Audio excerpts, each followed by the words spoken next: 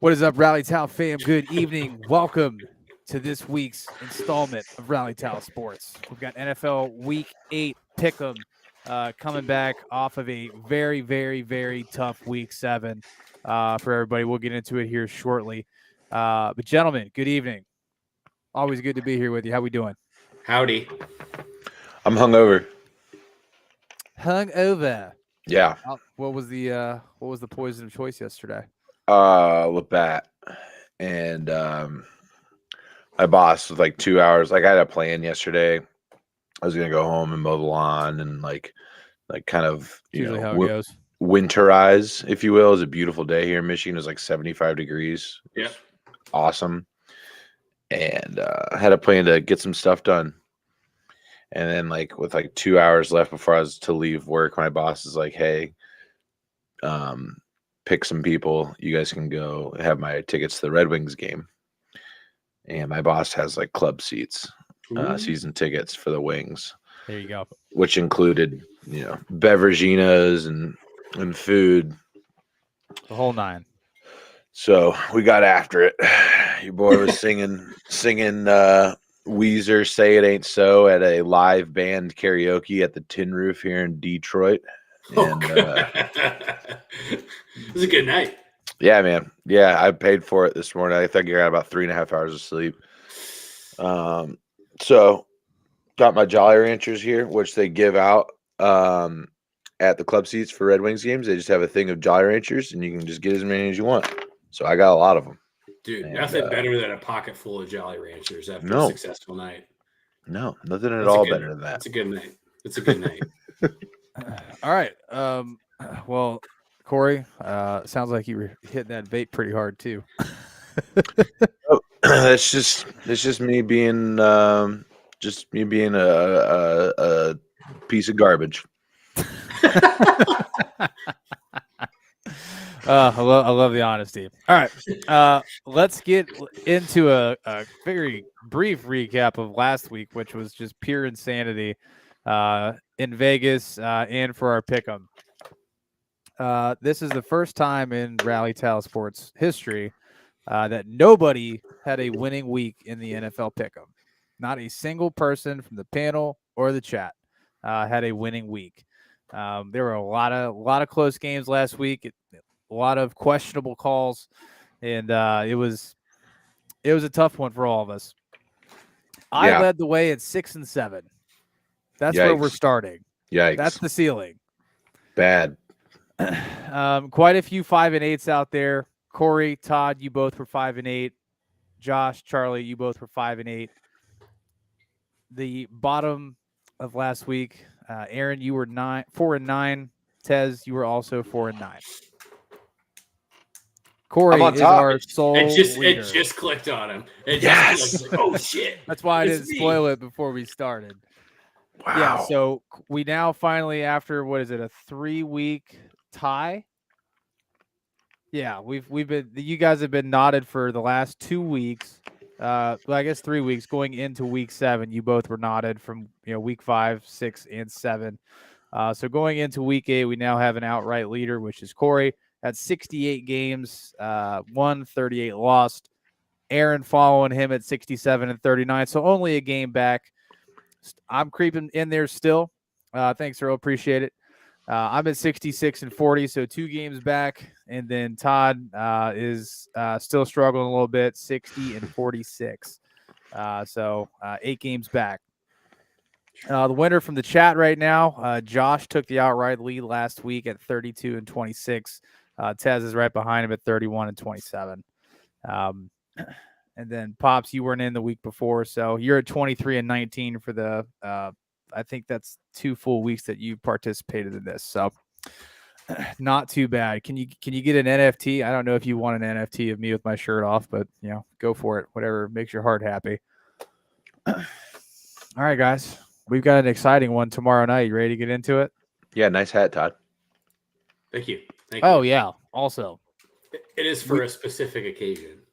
Yes. I would assume that would be tomorrow or no, Friday. Friday. Yes. Friday. Yeah. So Todd and I are going to be doing an impromptu World Series stream on Friday. Oh, nice. If you'd like to join us, Corey, I don't know what your plans are this weekend. You are more than welcome. Aaron, if you're listening now or later, you're more than welcome to join us as well. Obviously, we got a couple days playing that out. But yeah, we're going to be doing a quick baseball review. Obviously, Rangers, D-backs in the World Series. Nobody would have put money on that. If you did, you're a wizard. So should be an exciting series to watch. It's not any of the big market teams in there, so should be a good one. I mean, Rangers are in Dallas, but well, you know what I mean. It's not Yeah. Dodgers, Yankees, right. All Yeah. those big. It is the first Enormous time. market. It's the first time in I can't remember the exact amount of years that it's not a top 8 television market in the World Series. That's tight.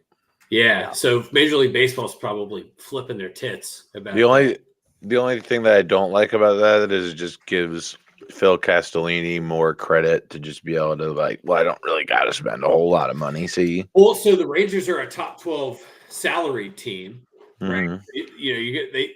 Obviously they took on some of the contract of Scherzer, but they got DeGrom and Seager and Simeon, Nate Eovaldi. So they've got some money built in. But Arizona is definitely like playing out the money ball style of baseball. Sure. Yeah. No, super cool. We'll dig into all that on Friday. Let's get into it here. Tomorrow night, we've got the Buffalo Bills on a short week at home against the Tampa Bay Buccaneers. Coming off there were quite a few of us who took the Buccaneers last week. I think Todd was the only one that rolled solo on the Falcons. So great pick last week, Todd. Yeah, so, that's like it's like getting a participation trophy. So thank you, I appreciate that. Hey, you snatched the game back, on Bobby on said Aaron. snatch. Classic. Massive fake tits. Nice. We'll overdue. But yeah, we got the Buccaneers on the road at the Bills. Todd, let's leave this one off. Who you got? So I believe Earl is calling my hat fake. And Earl, I just want to tell you one thing, buddy. This is a 1999 Arizona Diamondbacks hat. Yeah. This is the same type of hat that Kurt Schilling and Randy Johnson wore in the 2000 World Series. So I'm going to make a statement here. So Goddamn right. You bite your tongue. You bite your tongue. You don't know. You don't know. All right, sorry. Just I can't handle a fake. We don't wear fake hats in this world, Earl. Nothing fake about it. So Bucks Bills Thursday night game. Yes. I would say that this would be a little bit more exciting, except the Bills have played like hot dog shit the last 2 Booty hole. Josh Allen has played bad. I think it's okay to say that he's played bad the last 2 weeks. Mac Jones outperformed him in a game, and that's not a statement that I thought I was going to say at all this year between Mac Jones and Josh Allen. Mac Jones was making some pretty darn good throws last week. He did. He actually he moved the ball very well. They took good field position based off of turnovers and capitalized on it. And Mike Gesicki hit the worst gritty I've ever seen in NFL history. So that was pretty cool. Yeah. But honestly, guys, I know I talked a little bit about the Bucks, and I think there was some reluctancy to say that they were willing to sell or to move on. But I just don't. I watched a good chunk of the Falcons Bucks game, and the Falcons defense is a top 10 defense, fellas. Stats tell you that, and I don't think the Bills defense is quite there. But I am not thinking that Baker Mayfield is going to be able to keep up this. Keep him in games and win him games. And he had the opportunity a couple times against Atlanta, and he just didn't get the ball down the field accordingly. So I'm taking the Bills here because they're at home. Fair enough. I don't feel confident. This is a low confidence pick for me, honestly, the way Buffalo's played the last 2 weeks. Absolutely. So want to make a quick plug here. For those of you that are new to the channel, maybe listening on Spotify, Apple Music, wherever you're catching this podcast now or later, we are on most major platforms. Our most recent one is Twitch. Rob, thanks for going over there and giving us a follow on Twitch. You can watch there. It is actually a really nice app to watch something like this because you can still navigate things on your phone while you're still tuning in and listening. So definitely a nice way to catch it. Corey, do you have Aaron's picks? I do. Okay, cool. So I'll let you go, and then I'll follow up. So Aaron is also taking the Bills. And to Todd's point about Mac Jones, I saw a meme today that was it was just a picture of Josh Allen. He said the only quarterback to get beat by Mac Jones or outplayed by Mac Jones and Zach Wilson and still be called elite because of the way that you lost to Patrick Mahomes in overtime. Josh Allen has played not great. Not great. I'm not going to say bad. I'm just going to go with not great right now because that's where I'm at on him. You can almost guarantee he throws an interception every single game at this point. Mhm. Statistically, he's more likely to throw an interception in each game, I think. Not great. Not great. That's where I'm at. That said, I still think they're better than the Buccaneers. They beat teams that they should most of the time, except for last week. But I can't. I'm not ready to sell that quickly on the Bills yet. I'm gonna take them here against the Bucs. We have given the Bills a lot of leeway this season, as far as our picks say. You know, we've taken them a lot of weeks, you know, with confidence. I would say sometimes, most of the Well, time. Vegas, especially last week, Vegas told you to. Wasn't the Yeah. spread like 9.5 going into the game on Sunday? I mean, it was. Yeah, it was the game wasn't substantial. even supposed to be close. They beat the Dolphins too. Right. Yeah. You know, so they've had a handily yeah. in that game too. Yep. So they're quickly turning into a team where I just don't know what to do with them week in and week out. You know, which like are we going to get the Josh Allen that plays down to Baker Mayfield's level? You know, like he does every week. That Corey, you say week in and week out, he plays with his competition, and it's one of those things where it's like, I mean, I'm taking the Bills, but it's like my confidence. I know you do a confidence pick every week. This one wouldn't be very high for me considering the way that he's played. This would probably be a little middle of the road action just because this, what Josh Allen are we going to get? And I think one of the biggest understatements of the Bills is the fact that since they've lost Matt Milano, that defense has not looked great. Oh yeah, they've struggled. One thing that was keeping struggled a lot of games, at the beginning, and especially why they handled Miami so well. And with him out, it's been a tough road for them adjusting and trying to figure out what that dynamic looks like on the defensive side of the ball.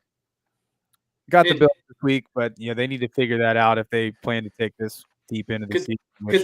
I think they could probably run the football more too. I know we say that a lot for them, but every week we fucking say that about the Bills. I mean, but you look at James Cook's stats week over week. I know.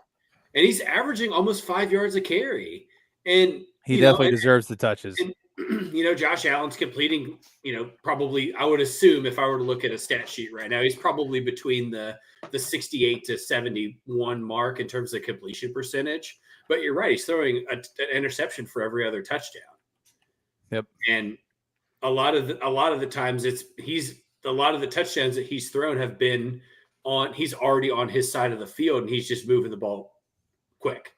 Right. So I would argue that for a quarterback that's struggling, I think sometimes it's necessary to take some pressure off and just run the football. You've drafted a running back, going into this year, 3 of the last 4 years prior, all third round or sooner, and you haven't used any of them really to their full capability. So this season, Josh Allen is completing 70.7% of his passes, 15 touchdowns, and 7 interceptions. So he is quite literally throwing an interception per game at this point.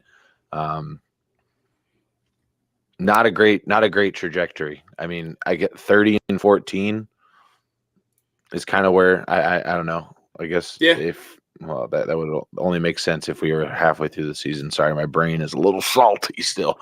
But let's call it 32 and 16. You get it. Yeah. Somewhere around there. Yeah. All right. Moving on.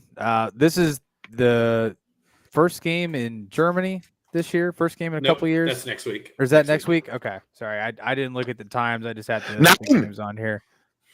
9 next week. Yep. Shirtless tonight. Yes, sir. I am shirtless for the foreseeable future. We still have $115 that we need to raise for the Parkinson's Foundation here in the greater Cincinnati area. If anybody would like to donate, we can get that link in the chat. The quicker we get this accomplished, the quicker you guys don't have to look at me with a shirt off. So I say we get to $199 total raised, guys. Um, I'm not allowed to donate, or it would have already been there. That was. I'll that get was a part link of the- up that for was us. part of the caveat. I got it. Working on it right You now. got it. All Yeah. right. Should have that link pinned. I know. I just need to like immediately plug it in the chat when we go live. All right. So He likes taking off his shirt. Don't let him fool you. it's honestly a little hot in here today, so it's honestly not bad.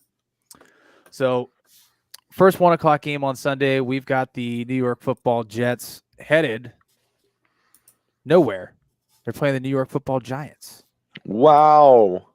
Yeah, it's a double home game, I guess. Like, is that? I mean, what do you call that? Well, it's a home game I for don't the know. Giants. We got we got the Jets taking on the Giants. Corey, I will let's get Aaron's pick on this one. Aaron is taking the Jets over the Giants. I am right in line with that thinking as well. Saw a little bit out of the Giants last week, if I'm not mistaken. If my brain is working correctly. I believe they got that dub. Did they not? They did. They beat the Commanders. Yeah, they beat the Commanders last week. So yeah. All right, my brain's starting to work again. This is tight. But yeah, I think I've seen a little bit more consistently out of the Jets this season. So I just feel a little bit more comfortable for that. Call it a road game. It's not a road game. The crowd will likely be split in half as we get the football version of the Subway Series here. I'm going to be taking the Jets. Todd. Yeah, boy, what a snoozer, eh? I'm taking the Jets. This is a stupid game to talk about. Yeah, There's nothing fun about this. Are we game. getting Daniel Jones? Are we getting Daniel Jones or are we getting Ty God? Let's see. Well, really, if you're hedging your bets, if you're New York, I think you throw Tyrod Taylor back out there. But your money tells you got to put Danny Boy Jones out there. I mean, the money's spent already, right? Yeah. Pops with an interesting pick here, taking the Giants. The G-Men. I mean, with all the parity that we saw last week, nothing is off the table at this point. You know, considering what we've seen out of the 49ers the last couple of weeks, which we'll get into later. But nothing's off the table at this point. We are at this point in the NFL season where shit like this starts happening every week, and we're trying to like just navigate through it. And sometimes you're just like, yeah, it's football. That happens. Yeah. And also at this point, it doesn't look like Daniel Jones is going to be cleared. He says he is confident that he is going to be able to play at some point, but it doesn't look like he's going to play this week. That's what I'm reading too. Sounds like that he is whatever this neck injury is that he is unable to do any sort of activity at this current point in time. Joe, if you want to go ahead and get into these picks, starting this week, which is great. That'll add a good that'll even us out at 4 people in the chat that are participating. First game was Buccaneers at Bills. This game is Jets at Giants. So I'd imagine you probably have the Bills, but if you'd confirm that for me, that would be excellent.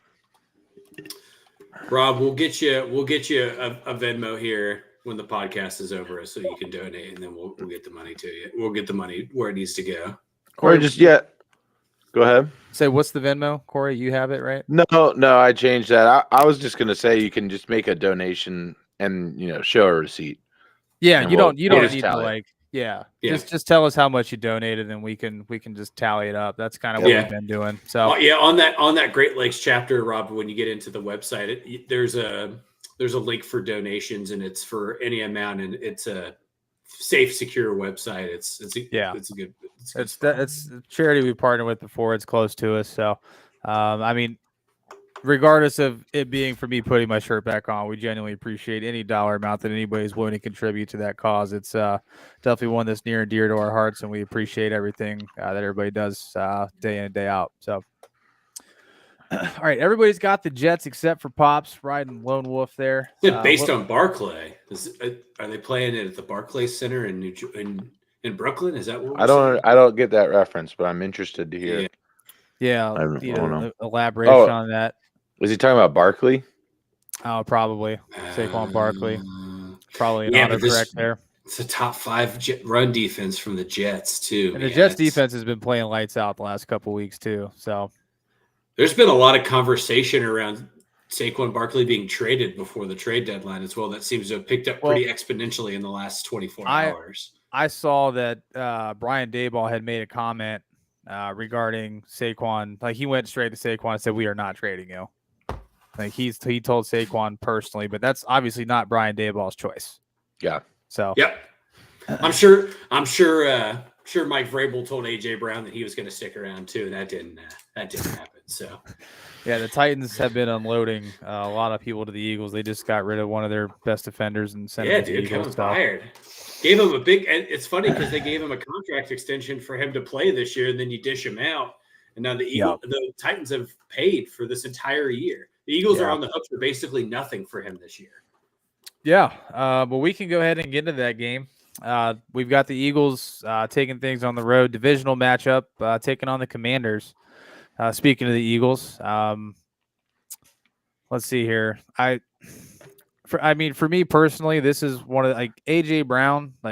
He's the best receiver thus far this season, right? I mean, maybe outside of Tyreek. I was gonna say Tyreek Hill, but 1A and 1B there, right? Yeah, I think he's had 5 straight games over 125 yards. He's been popping off. Just straight up dominating. So until I'm proven otherwise, I'm taking the Eagles until I see something different. So Aaron's on the Eagles as well. I'm on the Eagles as well. Best team in football, without a doubt. Yeah, fellas, I took the Dolphins in that matchup last week, and I'm a man. I make mistakes. I'm not a perfect person. With the way that last week went, look. Here's the thing. I thought the Dolphins are booty, bro. I'm sure we'll talk about him here shortly, but I have some opinions about the Dolphins after watching that game. But yeah, I can't argue with Corey on the fact that the Eagles are the best team in football. Everything especially they do after what we've seen from the 49ers last couple of weeks. Yeah, and everything the Eagles do offensively just seems to work in a roundabout way. Even if Jalen Hurts is slow, they could just hand the ball off and they just move the ball up and down the field between that running back group. And when you set up that run so efficiently, that play action to a guy like AJ Brown or Devonta Smith is just butter. And they've just done, and they do it in every game, and nobody stopped it. So it's hard to pick against them. Yeah, no, absolutely. Everybody in chat agrees. So I don't really think there's much else to say here. Sam Howell is still putting in a good effort week in and week out, but he's running for his life. Yeah, he gets sacked about as much as Daniel Jones has. Yeah, you gotta give him credit where credit's due, but he's only note I will say Commanders split with the Eagles last year. So they did, and they gave him a run for their money in Philadelphia earlier in the season, fellas. So yeah, it's a divisional match. This isn't going to be a blowout by any stretch of the imagination. Divisional matchups are always close, so we'll see how this one shakes out. But I don't see any reason the Eagles don't pull it out. I'm sure the spread is probably maybe a touchdown, maybe 6.5 points. I don't see it being much larger than that, especially with it being division. So moving on. We've got the Jacksonville Jaguars who won a close one on Thursday night last week. That was a game that I took them in a lone wolf, and it paid off. Thank God. I believe Josh and Pops took them as well. We were split across most of us here, but this game I got back on all you, which I was proud of. Taking on the Steelers. No longer. I almost said Heinz Field. God, it should just. It's always Heinz Field. Yeah. Just like who won a very controversial game last week. There were quite a few of those out there. If we're being honest, 2 of them in the AFC North. Yeah. I didn't personally get to watch this game. I was sick as a dog on Sunday, and I fell asleep at 3:00 and woke up at 9. So I was out like a light. So you guys will have to fill me in on anything major that happened in that game last week that shocked you. I did see the TJ Watt pick, which that was a pretty nice piece of defense, but mainly the Steelers defense carrying them to another victory. So this is going to be a tough one. Todd, I'll let you lead it off. Who you got? Yeah, so I think I watched that entire game on Sunday afternoon. Just I think Corey and I share the same feeling that we needed to see at least one of them go down. And by that point in time, that was my only hope. And Yeah. outside of the 4th and 1 call, they missed it. It is what it is. But that one, I stand by that one play doesn't define the entire outcome of a game, right? More often, I mean, there are outliers to that statement, but the Rams had plenty of opportunities to score, and there were turnovers. Matt Stafford mishandled the ball a couple times. Special teams for the Rams, obviously, no more Brett Mayer. Missed a couple field goals. Is now looking like Mason Crosby is going to be kicking for the Rams this week. Yeah. But here's the thing: is that I watched that Steelers defense, and I stand by a statement I made a couple weeks ago that obviously the Highsmith and TJ Watt and any sort of pressure that they bring is a threat, but that secondary has some gaps in it. And I think something that Jacksonville has shown me progressively throughout this year, I don't think I could have said this 3 weeks ago, but I can say it this week, is that offensive line seems to have kind of molded together. And Joe has a comment here about Travis Etienne being a monster, and he's right. He's a stud. Yeah, he's a scared stud this week. Yeah, Top 5 back in the league right now. I think you can make an argument to top 3 at this point. The way he's running the ball and the way he's handling the ball in the backfield, and that's the part of Pittsburgh's defense I think that will struggle the most, is how do you handle the dual threat running back like a Travis Etienne, because it provides so many different looks for Jacksonville. And I think Trevor Lawrence has done a nice job, as he's seemed kind of timid, is that he's opening the ball up on the field more. He hit 7 people against the Saints. Leading up to that week, the most he had hit in the game is 5 different targets. So I think anytime that you can get the opportunity to spread the ball out more, it helps. And I think Jacksonville, I think this is a tight one, obviously being in Pittsburgh. This is a field goal game to me, but I think Jacksonville routes him here. So Travis Etienne has averaged 2 touchdowns per game in each of the last 3 games. Yeah. He's a stud. And Corey said it. That's insane. To me, he's probably not the best ETN between him and his brother. I think the better one is actually still in college right now, which is even scarier. And he will be for a little while. I don't think. Yeah, he's a sophomore. Yeah, I don't think. Oh, yeah, and I don't even know. Depending on how Trevor looks next year, I don't know that he'd even be ready to go out. But yeah, he's even just a little bit more of a guy, like a between the tackles type guy, more of that pure running back. Yeah. So, yeah, keep an eye out for Trevor Etienne, who will be coming into the league at some point, I'm sure. But yeah, I think that is still. I mean, that's the biggest thing. What can the Steelers defense do to contain the running game? That is the biggest thing for me, because you're good. That's the biggest thing for me, because I think we know what we're going to get out of Trevor Lawrence. It's going to be mostly good, right? Like, I think overall, Trevor Lawrence does a fairly good job. I haven't been concerned about him. I know that there have been concerns raised about Trevor Lawrence and his play, and what are we going to get out of him? But I feel confident that he is the guy that, I don't know. Bobby, are you on the phone right now or something? Yeah, you got to mute your microphone, Bobby. Bobby, mute your microphone. God damn it! I have attention deficit disorder. I can't do this. I can't work in these conditions. You're good. But no, Steelers defense is giving up 140 rushing yards per game right now. Ain't gonna get it done. Bottom 5 in the league in terms of rush defense. And going up against a guy like that, he really opens up the rest of that offense. And I don't even really think we've seen the true capabilities of this passing attack out of the Jaguars yet. I'm not saying we will see it this week, but where the fuck is Calvin Ridley? Yeah, dude, where the fuck is 2 targets last week, 1 catch, 5 yards?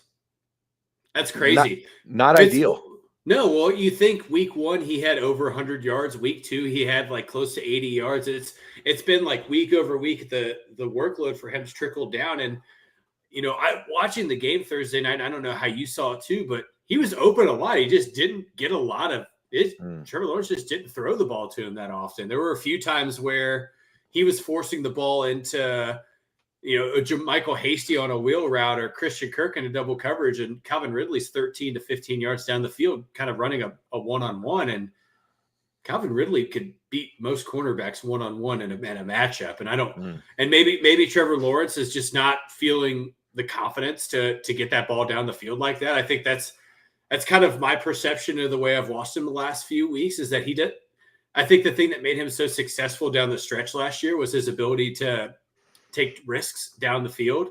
And he struggled with that early in the year. And it seems like he's kind of reeled himself in, or maybe it's not him that's, reeling himself in. It could be Doug Peterson reeling him in. It could be, anybody, but it just seems like that the risk assessment is a lot more particular in Jacksonville than it was last year down the stretch.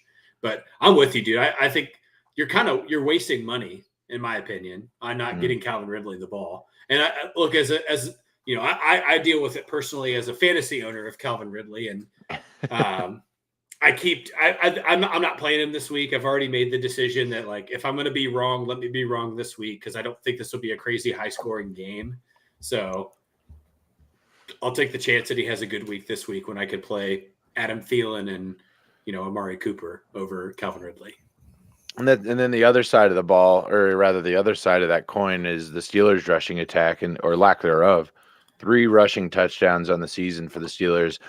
A third of those are from Kenny Pickett. I believe he had one last week, if I'm not mistaken. Yeah, Jalen Warren, the first rushing touchdown for a running back on Sunday afternoon. Yeah, so it was and that was a brilliant play. Jalen, Najee, and Kenny all have 1 rushing touchdown so far this season. The rushing leader is Najee Harris with a whopping 300 yards total on the ground this year. So I think the running game is kind of where I think this game is going to be defined. Not necessarily, there are specific players that I think are going to shine here, but just in general, those rushing attacks as they make up those offenses and how they can impact the rest of the game. Especially as we've talked about, the biggest thing for the Steelers defense is not necessarily that they're inept or like they're just a bad defense or anything like that. It's them being on the field. And so if Jacksonville can establish a rushing attack that keeps the Steelers defense on the field. Yeah, you chip away for 7 to 10 minutes at a time. Exactly. Just it makes it difficult for them to play at a level that they need to play at in order to win games. Because as Bobby mentioned earlier, the Steelers defense carries them to wins. So I got the Jags. Did Aaron have the Jags as well? He did. Okay. And I apologize. I had somebody, manager, call me from work needing help. So, and I thought when I stopped my video, it'd stop the mic. So on me. Apologize that you have to put up with these conditions. So calling OSHA. Yeah, this is an unsafe work environment. We're all volunteering to do. Yeah. So I'm gonna kind of ride the train that I've been riding the last couple of weeks, and I'm gonna hedge my happiness here, boys. I'm gonna take the Jags. It's one of those things where last week it literally was a game that they very much could have lost, and they didn't. And it seems like every week that I hedge my happiness, it's paid off. So we're gonna ride the train and just see if we can continue to keep it rolling. So. Next game on the slate, the team that the Steelers beat, Tez, the Los Angeles Rams, headed to Dallas. Tez will actually be at this game. Wow, nice. Good for you, Tez. Enjoy. First trip to Jerry World, so have fun, take lots of photos. Yeah, Rams and Cowboys. Corey, I'll let you lead this one off. Who you got? Yeah, I still think that while the Cowboys are my fraudulent enemy number 1, they show me a little bit more consistency from top to bottom as a team than do the Rams. While Dak Prescott is not anything special, in my opinion, in terms of quarterback play, I think he is playing better than Matt Stafford. I think Cowboys are coming off a bye here, if I'm not mistaken, as well. That's correct. So I feel good about that. A bye at home. Rams coming off a tough loss. The Rams have a lot to offer, I think. Like that, we're not, everybody's talking about what this, young wide receiver and mixed with Cooper Kupp, what they're able to offer for this offense. But they also have I think a pretty strong secondary that's kind of underrated at this point. I agree with you. But they've got a really big question mark at the offensive line. I think that's where the difference is going to be made up. And Micah Parsons is, with some fresh legs after a bye, is really going to get after it. I'm going to go with the Cowboys in this one. Todd. Yeah, I'm going the Cowboys here too, fellas. I think an interesting point, Corey, that you bring up. I think Ahkello Witherspoon is one of the most undervalued defensive backs in the NFL in terms of how good he is at covering one-on-one or in that like kind of short zone that the Rams run a lot of the times. I watched when they played the Bengals on Monday night. Obviously he had a crazy interception in that game, but I was very impressed with his ability to press beyond 5 yards in a one-on-one situation. Because normally you watch a cornerback kind of do that quick press and then break off the ball and provide some separation, and his speed and I guess maybe a little bit of, toughness. He's not afraid to get in your face and stay in your face one-on-one. I like that a lot about him. I think that's somebody I think people need to keep their ears out for him and listening about him. I think he has Pro Bowl capability, but I'm going with fresh legs too here, fellas. I'm very surprised at how not productive Tony Pollard has been as just in general. Even in the circumstances of him and Zeke last year, don't forget he got more touches than Zeke, but they don't really get the ball to him out of the backfield as successfully. I watch him catch the ball a lot out of the backfield, but usually he's met by 2 to 3 defenders as soon as hands are on the ball for him. That was the big thing I saw against the Chargers too, boys. That offense just looks rough. It's rough. And I thought maybe it was a Dak. I don't know. I don't know if it's Dak. I think the play calling kind of sucks for Dallas's offense right now, and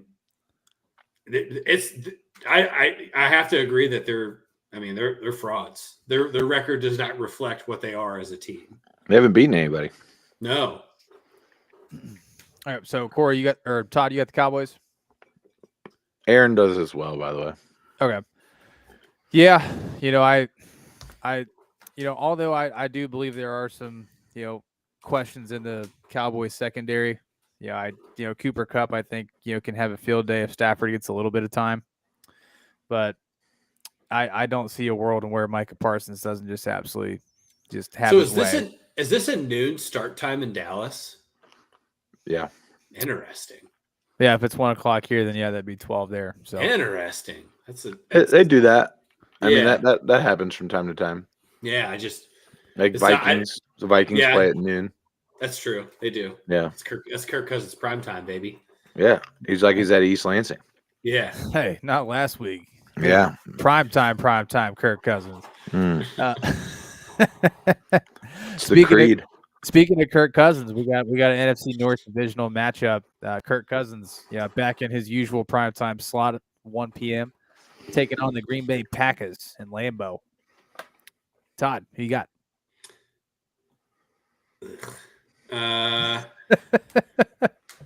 So let me start with a couple compliments here. Jordan Addison played fantastic against the 49ers on Monday night. If I would have played Jordan Addison, I would have beat Todd in fantasy. It's okay, you didn't, and you lost. I played Brandon Ayuk. Happens to the best of us.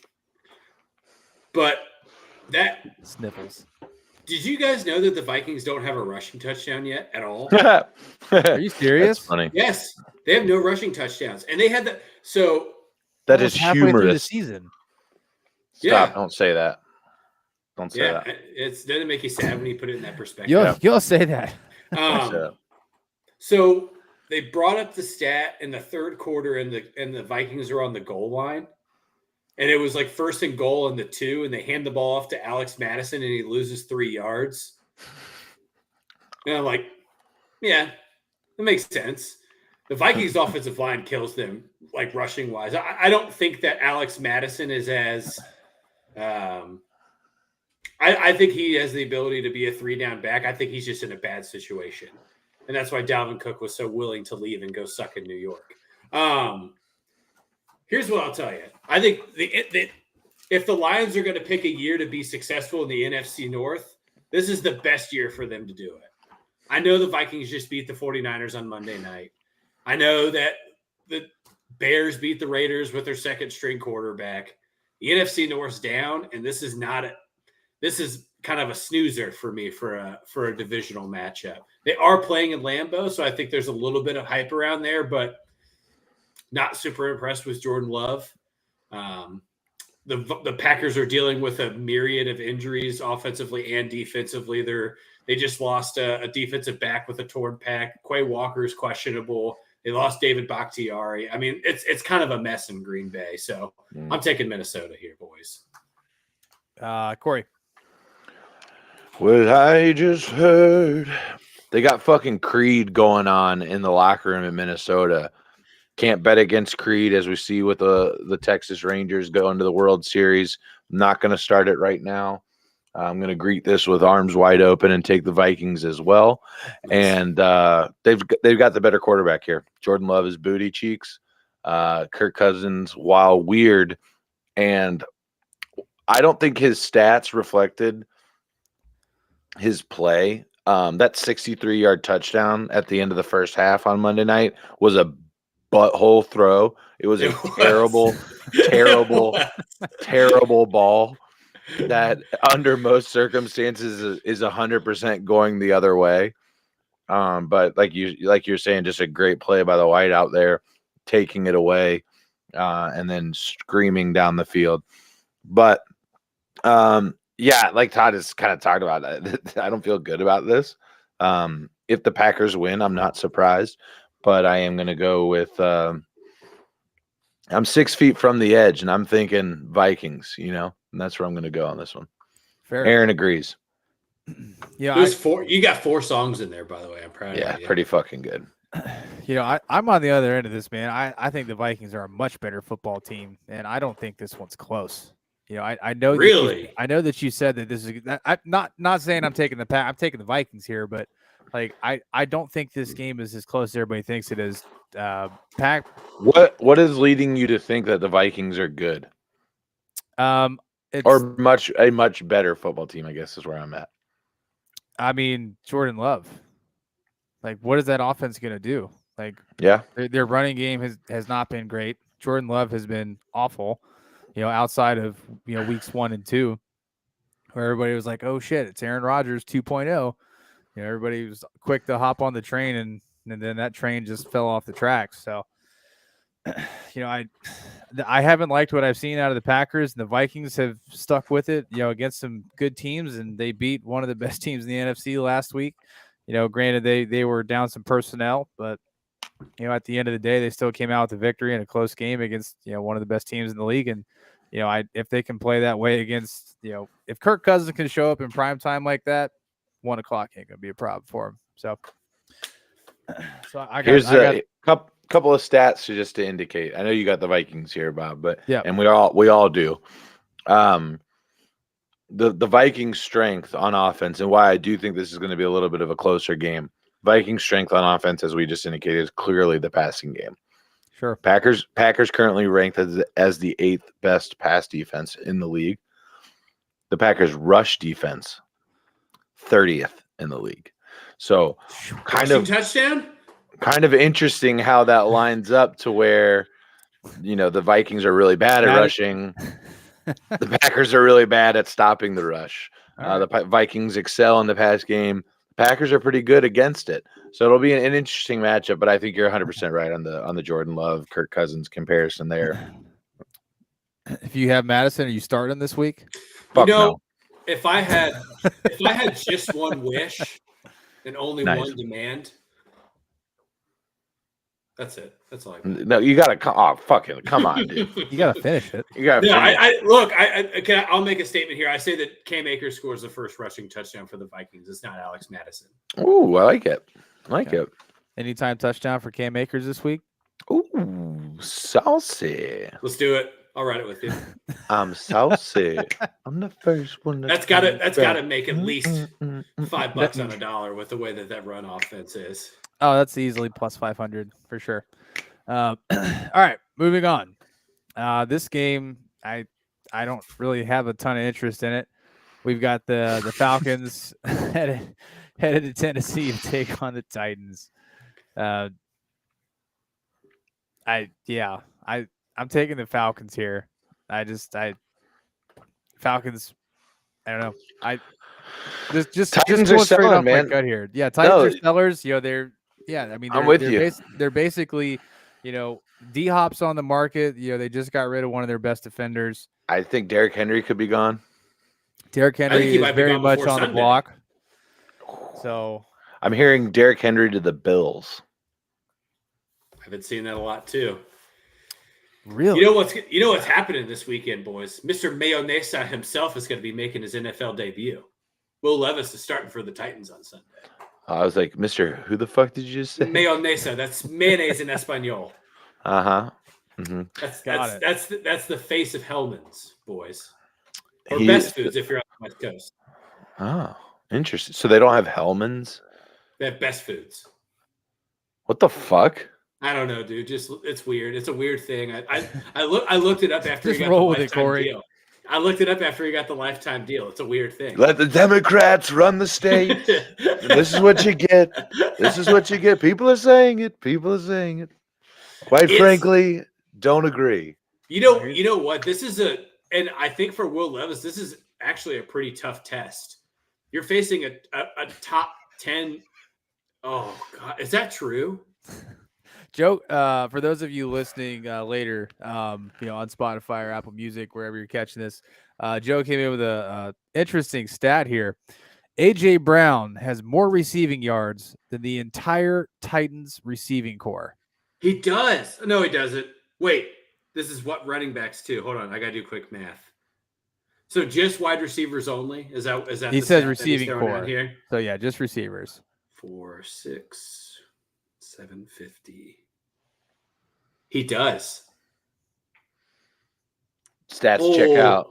Way to go, Tennessee. Holy You guys really smokes. won that one. Ryan Tannehill.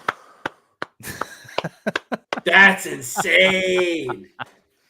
That's Ryan insane. What Tyreek is that Hill drop? has almost Joe coming 100 with a more. bomb. He has almost 100 more yards. Tyreek Hill does on his own than the Titans receiving core. That's And just, that is 5 different wide. Oh, that's a bad. That makes it feel worse. There's 5 wide receivers that have caught a pass for Tennessee. They have 4 tight ends that have caught a pass and 5 wide receivers and 3 running backs. That's rough. That's rough. yeah. Yeah, So- I Will Levis is this is kind of a bad test for him. Falcons. Yeah, Falcons. This is a bad test for him. I'm gonna make a projection. Don't start moving the goalposts now for your fucking mayonnaise coffee boy. Moving the goalpost. What do you mean? It's a really bad test for him. He's got a bad team. No, I was just gonna say he's gonna throw 300. I was gonna say he's probably gonna throw 3 picks in this game. Oh, for NFL debut against a top defense. Sounds like we need to do an interceptions parlay again. I this will. week. I will not. I will put. I'll do over 1.5. I'm not putting over 2.5. That's crazy. I don't even No, think the books don't do that. It's usually at wouldn't let ya. 0.5, and they just move the juice. Yeah. So look, I'm saying that based on. I mean, Corey, you watched him a couple times at Kentucky too, playing against Florida. He's a bad decision maker.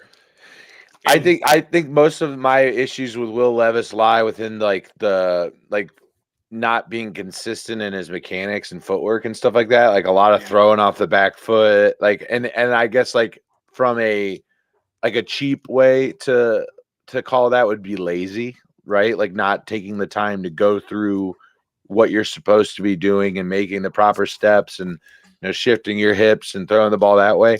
Like that would be that's the biggest thing that stuck out to me. Like missing wide open flat routes on a 7-yard out or something like that is just and it just comes down to the way that he's setting up his throws and not getting square and making a good pass. So Has that changed? We'll find out on Sunday. I can't imagine that Tennessee's offense is set up to create a good predecessor to Ryan Tannehill. Derrick Henry over on yards if he is still in a Titans uniform. Yeah, he's gonna get Hand it off. just a Hand it massive off. amount of touches. Yeah. Hand it off. We might even see a triple. We might see a Malik Willis, Will Levis triple option scenario in this game, fellas. Holy shirts and pants. That It's would not be out. It's not insanity. out of the realm of possibility. Pure and utter insanity. You got to throw everything you can when you're scraping at the bottom of the barrel. All right. Moving forward, we've got the Bill Belichick, Mike McDaniel rematch. They've already played once this season, right? I'm not mistaken. I don't know. Yeah. Yep. 24-17. The Dolphins beat the Pats in Foxborough. Wow. Yeah, so Those Patriots are on the formidable road this time. They are down in Miami, playing the Dolphins. Coming off an interesting week last week, to say the least. Corey, who do you got? This one I think is going to be close, but it's hard for me to bet against the Dolphins at home. I think it is going to be a little bit of a closer game than people are thinking. Patriots obviously coming off a big win. Saw an interesting stat about Mac Jones, comparing Mac Jones and Brock Purdy. I did see this one. It's a good one. Mac Jones has thrown 42 touchdowns in the NFL. 0 of them have been to Pro Bowlers. 80% of Brock Purdy's touchdowns have been to Pro Bowlers. 19 of them, right? And that wasn't that the number? 19 I don't know. just Pro Bowlers? I'm generalizing here, but it's about 80%, I think. Yep. Maybe even higher. The point being, Mac Jones hasn't had much to work with in terms of offensive weapons. That hasn't really been anything new outside of the 2018 Patriots, the Randy Moss and Wes Welker or Edelman and all that shit, like the crazy fucking offense. It wasn't 2018 or was it 2016? I can't remember. The team that just went bananas. You're a decade ahead. Oh, Right? shit, my bad. I don't know. I'm yeah, tripping. you're like 06, 08. Yeah, I'm with you though. I'm right You know, there the with you. undefeated Patriots. Sorry, the brain is not working yet. But I don't think the Dolphins are that good. I really don't. They have not demonstrated that they can beat a good team yet. They haven't. And yeah, they put up 70 on the Broncos. Whoop-de-fucking do. Doesn't matter. The game was over in the third quarter. Everything else was posturizing, in my opinion. They beat them by 7 last time they played them, the Patriots. So I think this is going to be a close game. But I got to take the Dolphins at home. It'd be just an asinine thing for me to do, to fade them at home against a team that I don't feel has anywhere near the amount of firepower to put up enough points to stick with the Dolphins in this one. Aaron, for the record. Oh, my God, he's taking the Dolphins too. Shocker. Yeah, I've got the Dolphins here. Todd, you got anything to add? Nope. Not a game I figured we'd spend too terribly much time on. Was impressed with some of the throws that Mac Jones made last week. Definitely you saw a lot of the maturity that he's grown into over the last few years, and it was nice to see him take down the Bills and he had almost 400 in the air. He had a good game. Yeah, he played really well last week, so we got to give him his flowers. Mm-hmm. All right. Bobby Hill looking ass. He does look like Bobby Hill, just like the in shape version that did something with his life. All right. Bobby, you speak English. Sorry. New Orleans Saints headed up to Indy to take on the Colts. Corey, who you got? Saints offense is bad, you guys. It's bad. Is really bad. Is Chris Olave going to play this week? Motherfucker just got arrested. Yeah, I don't. So That's why I'm asking. What does that scenario? Yeah, what does that scenario look like? Right, because he got arrested on Sunday. Is that correct? Or It was speeding. It was speeding. He was going twice over the 70 legal. and a 35, and he was like, "You know, I play football." And the officer's like, "Yeah, Play for the Saints." and?" He's like, I play for the Saints. He's like, and Yeah, get in my fucking car. yeah. Good Good for that guy. Yeah.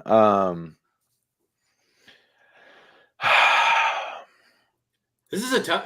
We got matchup. a couple people in the chat taking the Colts. Aaron's Really? taking the Colts as well, for the record. Where's this game at? This Indy. game is in Indy. Fuck. Yep, makes it harder. Is the roof going to be open? Let's check the weather report.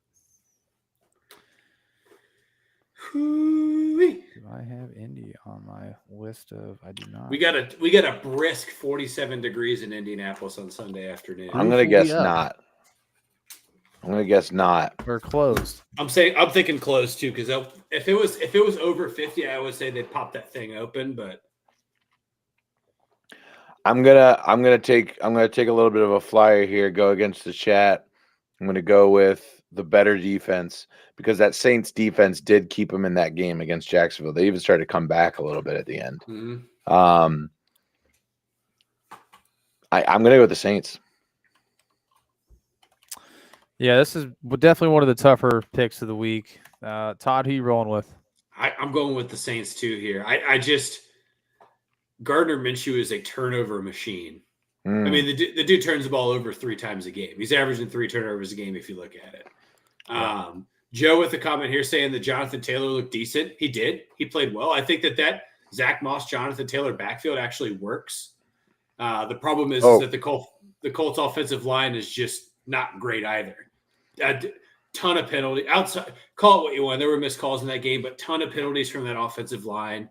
You have a 3rd and a 4th round tackle that have a combined like 17 games between the two of them.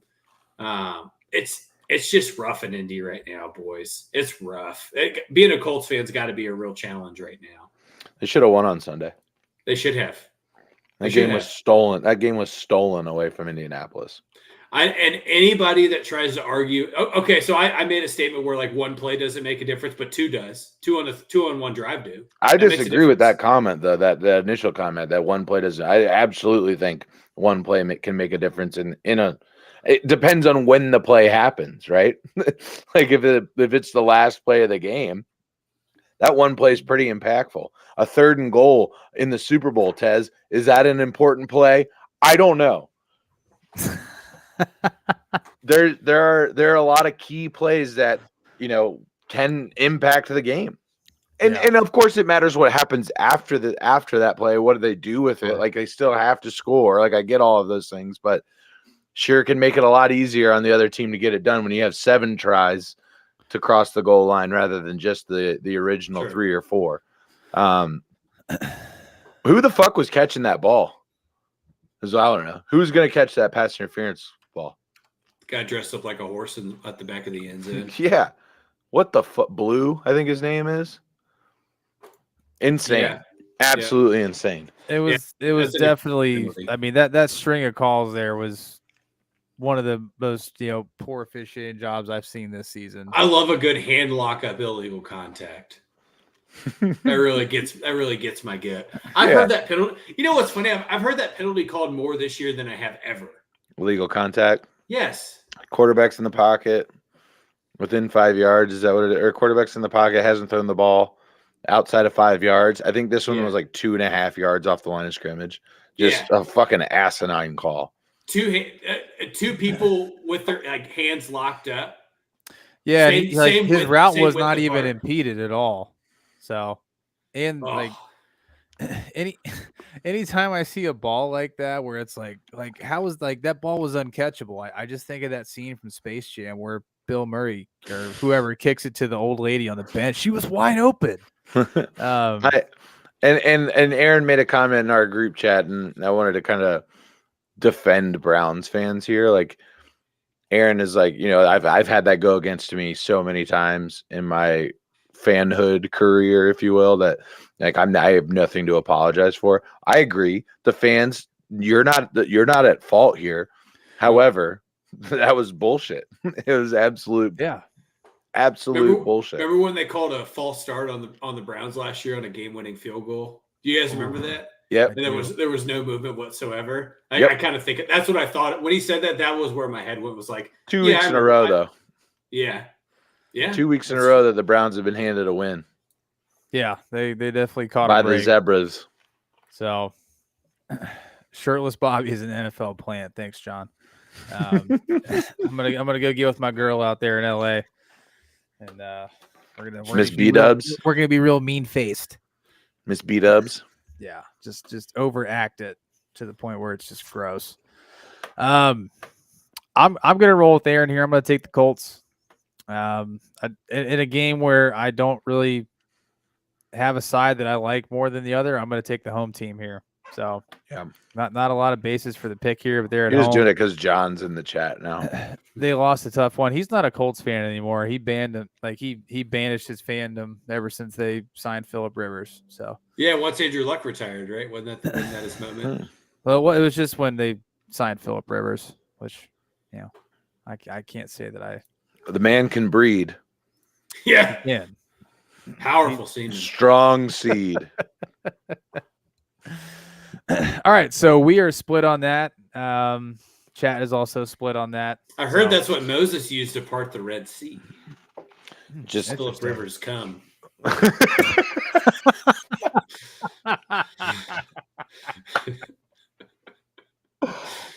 It doesn't even make sense, but that's just fucking hilarious. Potent. That shit'll break water. That's the key takeaway that I had. It'll break water. I thought you were just making a semen Oh joke. my You god. used semen to part the sea, but then you just took it to a whole other level. Nope. Yeah. Okay, all right. There's layers to it. Just it's an onion. Nice sweet Vidalia. God damn it. Love you guys. All right. Next game on the slate, we've got the Houston Texans taking things on the road to the Carolina Panthers.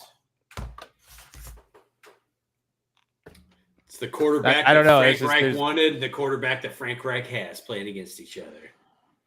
Wait, how do you it's come out that he said he wanted CJ?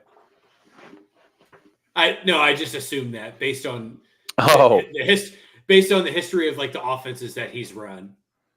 It Hmm. seems more like a CJ Stroud offense than a Bryce Young offense. okay. Okay, fair enough. Yeah, I see this game being a huge snooze fest. Definitely not a game that I will spend too much time watching. I'm taking the Texans here. CJ Stroud is, I mean, rookie of the year, and he's going to take care of business in Carolina against one of the worst teams in the NFL. So Is Yep. Charlie telling me to not go out in an electrical storm because my takes are so hot? Yeah. Thank you. I say that. I'll make a cum joke a night if I have to. Yeah. I will. I'm going to come. Dude, I got plenty of them in the bank. I'm always locked, stocked, and loaded. Oh, I'm God. taking the Texans. Aaron and I are also taking the Texans here. Looks like chat agrees. Everybody's got the Texans. Joe with a comment. Texans with Devin Singletary as the primary back. So interesting to say the least. Now back to the team with the most controversial win of last week. We have your Cleveland Browns taking things, as we say every week, out to Seattle to take on the best coach in the league, Pete Carroll. Mm-hmm. And those Seattle Seahawks. Todd, lead us off. Browns on the road, Seattle. So it sounds like Deshaun Watson's shoulder injury is a little bit more severe than we were kind of led to believe from how his injury was announced, that he was cleared to play, but he elected not to play from a couple of things that Shefty tweeted out this afternoon. So we're seeing PJ Walker again. And look, I'm not here to defend Deshaun Watson. I've called it the worst contract in NFL history, and I so far I don't feel like I'm wrong in that statement just yet. Daniel Jones is up there, but yeah. Yeah, it's getting close. It's close. At least there's a team option next year for the Giants. Yeah. But Deshaun, they've already given him all the money. It's too late. Yeah, I'm taking quarterback play at this point, fellas, and I'm taking the home team. I watched that Seattle offense against the Bengals. It moves and jives. I think it's going to be a challenge based on the Browns defense. Yeah. That Browns defense is real legit, fellas. Makes me nervous. But defense is freaking scary. I'm taking the Seahawks at home. I'm trying to will things the other way from the Colts right now. That's kind of where I'm at. Who's Aaron got this week? Aaron is taking the Seahawks over his home team, the Browns. I'll try and speak from Aaron's perspective here, if I can. He made the point why the Browns need to be picking up the phone and calling Minnesota today. Obviously, Minnesota wins on Sunday. They're back to 500, and things are looking a little bit different there in the Twin Cities as we, move forward in this season. Still a long way to go. But with that Lions loss on Sunday, big Lions loss on Sunday, massive loss. Yeah. If they can get to 500, they're clawing their way back, and the league is still wide open at a point to where Minnesota, I think, would be right in a wild card slot at that point. So big opportunity for Minnesota basically on Sunday in Lambeau.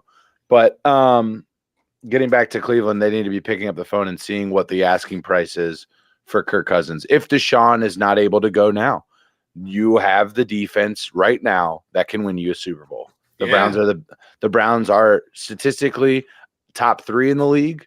You could argue that they're the best statistically right now, though the Eagles are taking that mark. As a team that's giving up less than 70 yards on the ground are the Eagles. They kind of take that top statistic category. Crazy. It is insane. The other thing that I think Aaron would say here is defense travels, which is true. The defense is going to be, just fine being able to communicate all of these things. They're going to be able to play at their level and do everything that they need to be doing. That said, quarterback, rushing game, coaching, home crowd, those are all in favor of the Seahawks here. I'm going to go with them as well as they get a home win over Cleveland.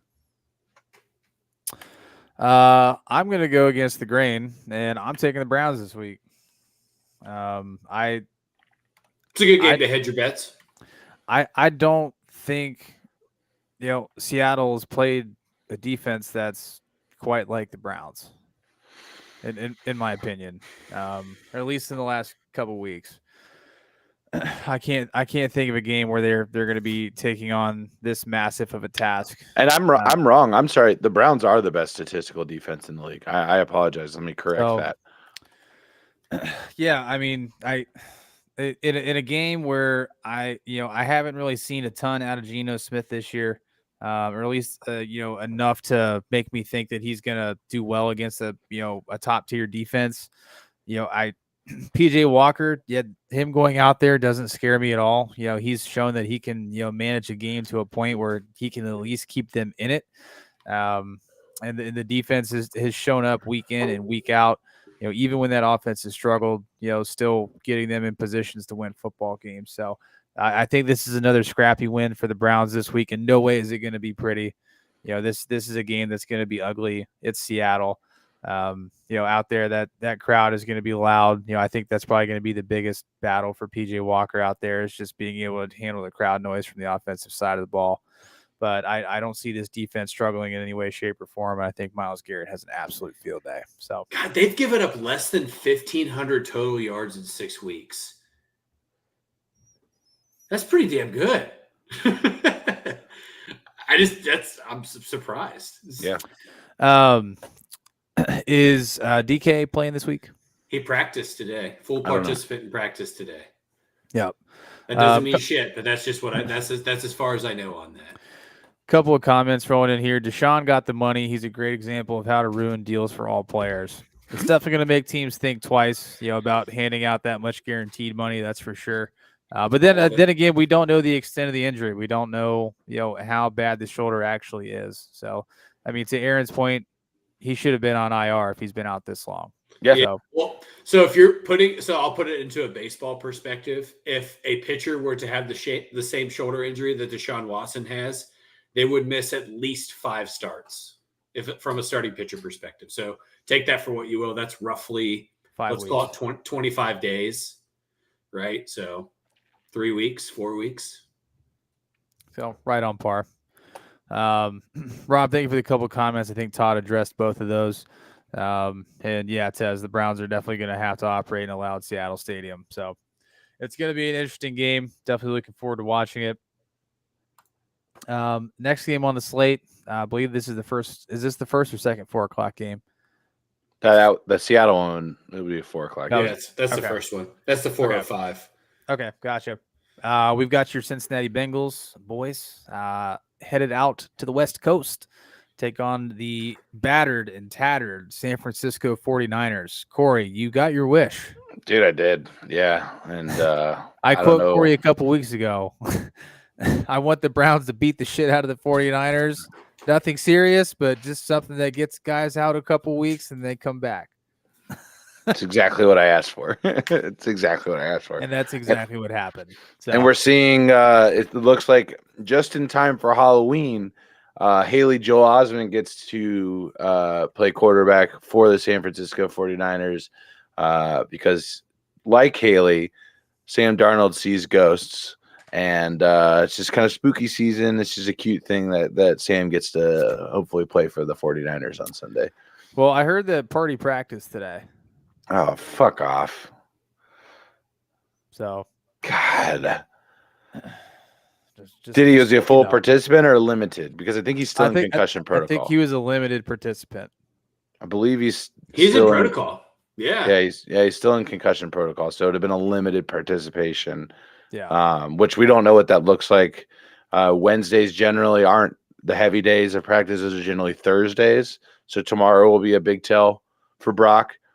And then obviously Friday will be the last day that he has to clear it before he would be ruled out of the game on Sunday, I believe. So, even considering all of those things, man, Brock Purdy hasn't looked great. Like the recipe to beat Terrible. the 49ers has been exposed. Get out ahead of them. Make them come from behind. And I think Todd made this point a couple of weeks ago talking about Brock Purdy, that he hasn't had to play from coming back. He hasn't had to play without a lead yet in his career, much if at all. And we've seen a couple of times, one in a sloppy game where he's getting punched in the mouth against the best statistical defense in the league and the Browns. And then obviously this last matchup where Minnesota just came out guns a-blazing, but also their defense, stood up. Christian McCaffrey fumble, and then turning it out to a missed field goal as well. So just a little, they're kind of stumbling into this game right now, are the 49ers, and this looks like a really good opportunity for the Bengals to steal one. And coming off a bye, I feel good about it. I think the 49ers have a lot that they've been worrying about potentially outside of preparing just for this game. So this looks like a really good opportunity for, again, the Bengals to go on the road and steal one. So I'm going to take my boys. Aaron is taking the Bengals as well, by the way. Excuse me. Hold on. Let me confirm that. I think he's taking the Niners. He's taking the Niners. Sorry. Aaron is taking the Niners. Gotcha. I'm taking my boys. Okay, gotcha. Rob, we have not touched on the Bears Chargers. That's coming up here in a little bit. They're the Sunday night game. So we'll be touched on that here in a second. Tez saying I think Trent Williams will be back this week too, making this one a tough pick. I don't know. He's got a high ankle sprain on that plant foot. That's a tough for a left tackle to have a high ankle sprain on that left ankle. That's a tough. And spot. he makes or breaks that line. Oh, and even if he's back, if he's not at 100%, he's going against one of the top edge rushers in the league this year in Trey Hendrickson. Yeah. Yep.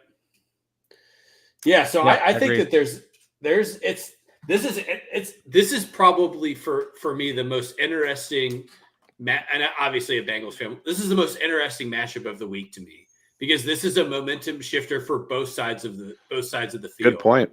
Because if San Francisco loses 3 games in a row, the whole dynamic of the NFC starts shifting around, especially if the Lions win on Monday night. Things start changing. The evolution of the NFC starts changing if San Francisco loses 3 weeks in a row. If the Bengals win and they get to 4-3, the AFC North picture is as tight as it could possibly get. Because if they go 3-4, it really it loosens things up because everybody is – everybody's 500 and above at the current juncture going. The NFC will hang like a slave of wizard. And the thing that's happening in the AFC at the same time is some of the teams that we thought were going to be moving into the wild card picture aren't really doing it right now. The Bills are having a tough time. The Chargers are 2-4, right? You have the Jets that are kind of hanging on by a thread with the Aaron Rodgers injury. So the AFC it's kind of like this clusterfuck. Yep. Yeah, it's this clusterfuck of all of these teams that are right on the cusp of going either 10-7 or 8-9. That's kind of where I see things right now, the way they stand, right? And Bobby brought it up as soon as Deshaun got hurt a couple weeks, or during the Niners game, and Aaron said it too. Like, why is Cleveland not calling Kirk Cousins? Why are they not trying to make this move with the way that things currently stand for them? Because I think that this conversation changes entirely if they do that. I really do. I just don't think Minnesota's ready to sell yet at this point. I think so too. Especially after Monday night. You have until the 31st, and and you said it, if you hit 500 and the way that the NFC is shaking out, you're right in the mix. And you're not super far off, because guess what? Justin Jefferson comes back likely in 2 weeks. And then they speed up his timeline of coming back, right? They were taking their time when things were looking kind of gray. But my point being is that this is a crazy, crazy shifter of momentum for both of these teams. And I think right now momentum kind of falls into Cincinnati's favor. Coming off the bye week, Joe Burrow busted out the orange and black Jordan 1s today in practice, not the black and orange. That tells me that he's starting to get a little bit of that swag's coming back. I think he's the next. I think he's a Jordan athlete. Is what I think what's going to happen. That'd be slick. I think Joe Burrow is going to have a Jordan sponsorship announced. That's my prediction, because they asked him about the Jays, and he just kind of gave his little. Shrugged it off. I don't know what you're talking about. And he's smiling. I think there's a sponsorship coming out of that. Are there any other football sponsored Jordan athletes? It's a good question. Be fucking sick. Be sick. Yeah. But I just think that momentum right now kind of falls into Cincinnati's lap. That's kind of how I see this game. Obviously, they're traveling to the West Coast to play this game, but the 49ers are beat up. Not having Deebo Samuel, that offense matters. I think my only big concern is the Bengals' run defense against Christian McCaffrey. Yep, huge concern. That's really my only – that's where my biggest kind of like hiccup to saying that the Bengals are going to win this game as like a firm statement is that Christian McCaffrey is the most versatile running back in the NFL, and that if you don't figure out a way to slow him down, then you're in a shitload of trouble. But the wide receiver core without Deebo is a lot different. The offense in general is a lot different without Deebo because of the dynamic look that you provide with an athlete like that. Corey brought up a good point. I think Trey Hendrickson is a top 5 edge rusher right now in football, the way that he's playing. And in terms of just earning that money, baby. Yeah. In terms of getting to the quarterback, stats say it. He's a top 5 edge rusher. Trent Williams healthy or not 100% healthy or a backup tackle. Hendrickson's technique beats somebody who's kind of limbering more often than not. And I watched that game against Minnesota, and there wasn't and Minnesota's a big pressure team. They bring a ton of pressure to the quarterback, and there was not a lot of help. It was a lot of one-on-one for the offensive line in San Francisco, and I think Cincinnati capitalizes on that. Tez, Debo's out for at least 2 more weeks. This week plus another one, bare minimum, is what they said for him, because they're on a bye after. So they play the Bengals this week, then a bye week, and then they're back week 10. That's where they stand. But I'm taking the Bengals just based on, I think, momentum's. It fell right into their lap. This is kind of perfect storm scenario for Cincinnati. So for me, this, like, all the stars align. This is a game that the Bengals should win, but I don't think they will. Like, this just seems like one of those weeks where it's like, since Cincinnati does this every year, it's like they get ultra prepared, they're ready to go. Like, everything is lined up for them. Like, they've got exactly what they needed, but they just don't go out there and execute. And that's what I'm, afraid of, for you guys, as Bengals fans, is that, like, Joey B on rest is usually not the best Joe Burrow. He didn't play in the preseason. He comes out slow every year. Like anytime Joe Burrow gets a break, you always see that lag, and it takes them a while to get going. And you said it, like if they're gonna beat the 49ers, they got to get out ahead of them early. And I don't see that happening this week. So go My ahead, Corey. my one counterpoint to that would just be that the game after the bye last year, the Bengals were 5-4 at that time coming into the game. It was November 20th of 2022 in Pittsburgh. Joe Burrow, 24 of 39, 355 yards, 4 touchdowns, 2 picks. That is the We the Big Dogs game, where he went off. Fair enough. Different team. Niners are not the Steelers. The Steelers are not the Niners. In different ways. Right? Oh no, yeah. Obviously, the Niners have one of the best offensive lineups in the league. George Kittle. We didn't even talk about fucking George Kittle, and what he can do over the middle. Like one of the best tight ends in the league. So by no means do I think this is an easy pick. The Niners win. I'm not shocked. I'm also not saying that the Bengals season's over if they lose this game by any means. Like the Niners are one of the most complete rosters in football. And if anybody can ride through the woes of injuries that they're kind of experiencing right now, quarterback, left tackle, wide receiver, one, even McCaffrey was fighting off an oblique, I believe. So those are all pretty important positions. Last time I checked on offense, they still have a lot of horses in the stables to be able to take this one and get the W here. But I think Todd hit it on the head. I think that's where a lot of people that are taking the Bengals are kind of looking at this one right now. I don't think anybody's wrong necessarily is what I'm trying to say with either way that you pick this game. Like if you say Niners, if you say Bengals, I think you can make logical explanations as to why either team should win this game. The people that are taking the Bengals, it's just kind of aligning that way to where you're getting San Fran at probably the lowest point that you would ever get them. Yes. Other than the NFC Championship game last year, right? Yep. Yeah, I mean, this is if you're gonna beat them, this is the week to do it. And I disagree with you though. I think this is a game the Bengals have to win. I don't see it that way. I mean, you made the point earlier where if they win, then the AFC North is like the tightest it's ever been. If they lose, then there's a gap, there's a discrepancy there. I'm not saying they can't come back, but I think with the position that the 49ers are in, this is a game the Bengals need, they have to take with the opportunity that's in front of them, with the health issues, concerning out there in San Francisco. So that's the reason I think it's a must win, because you have like all the stars aligning. Like if this was the full-fledged 49ers all healthy, I don't think it's as much of a must win. But in the space where you actually have a very good opportunity on paper to take this game, this is a game you need to take. You have to take, in my opinion, because this is obviously, they're getting into that stretch where they're not going to have a lot of easy games over the next couple of weeks, and you're catching some breaks this week against the best team in that run. You got to take advantage and capitalize on it, because you got divisional matchup coming up against the Ravens, and those are always bloodbaths. So, and you never know which way it's going to go.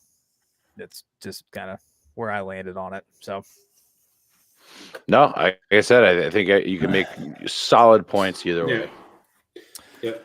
All right. Next game, also a divisional matchup. We've got the Kansas City Chiefs taking on the Denver Broncos in Denver.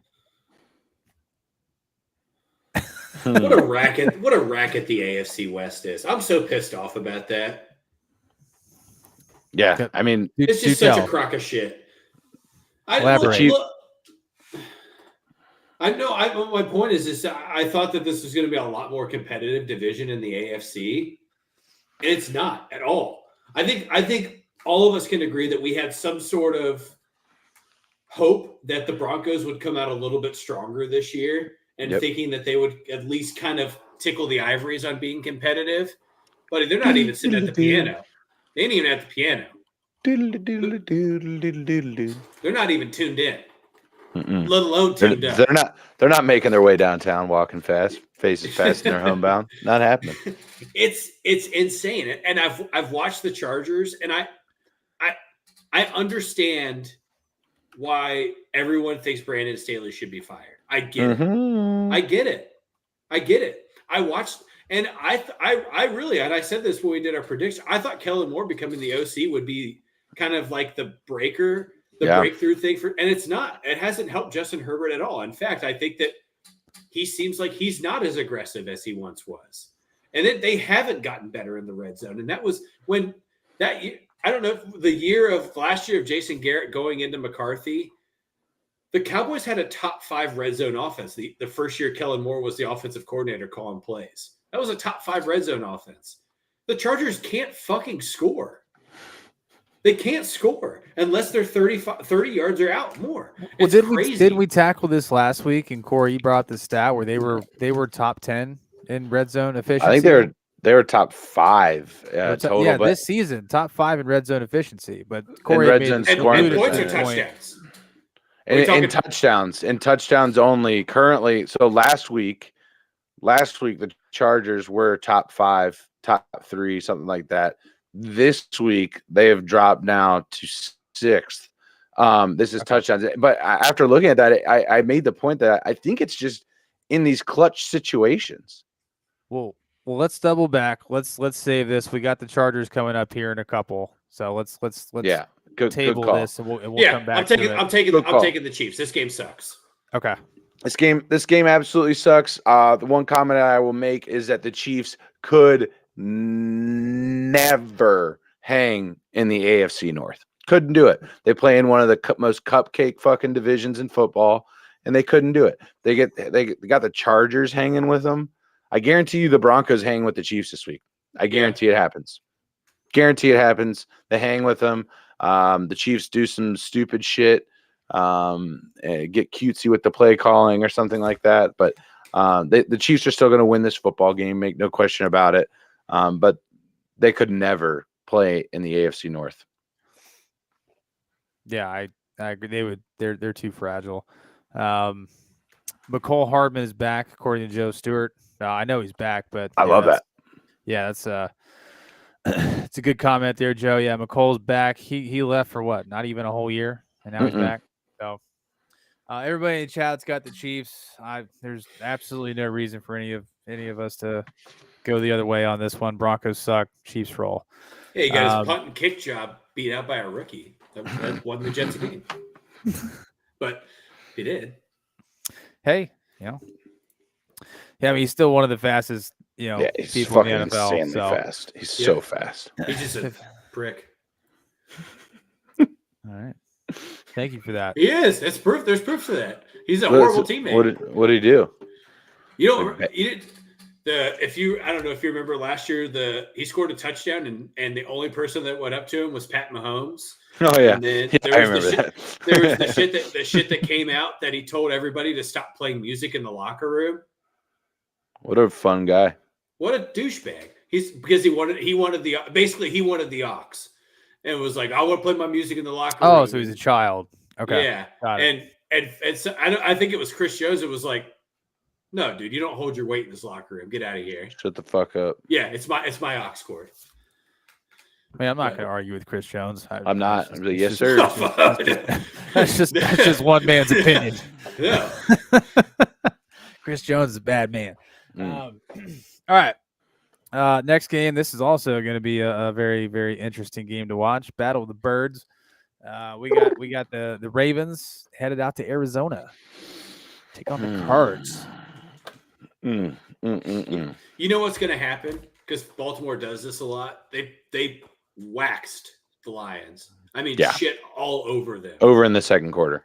Yeah. That game was just disgusting to watch. And what's going to happen is the same shit that they did against the Colts a few weeks ago, where they just let Arizona hang around for a real long time. And there's going to be one key mistake. And I'm taking the Ravens because I made a statement that I'll always pick anybody that's playing against the Cardinals. But I don't think it's far-fetched that this game comes down to like less than 5 in the fourth. Cardinals are scrappy. Cardinals are scrappy. And I think if Kyler Murray was playing this game and it was 100%, I think there's a good chance that they would beat the Ravens coming off of a win like that. Now, I'm saying that in pure generalizations that the Ravens just don't. This year, when you look at the way that the games that they've lost or been close in, they've played down. and it's after a Lamar Jackson having a crazy week. So I'm just basing it solely off that. Yeah, Ravens absolutely decimated the Lions. The 0 sacks on Lamar. He had all of the time in the world to just sit back and pick off that depleted Lions secondary. It was ugly for the Lions, and they now have a long bye week. But Aaron's taking the Ravens. There's 0% chance I'm fading that. I will also be taking the Ravens. Yeah, anybody who had Jahmyr Gibbs last week was a happy camper.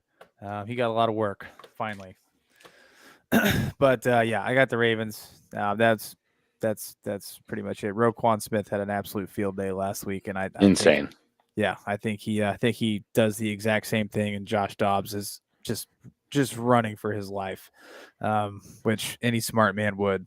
So, all right, yeah, everybody's in consensus. Man, that's the word I've been looking for like the last 3 weeks that I just couldn't think of.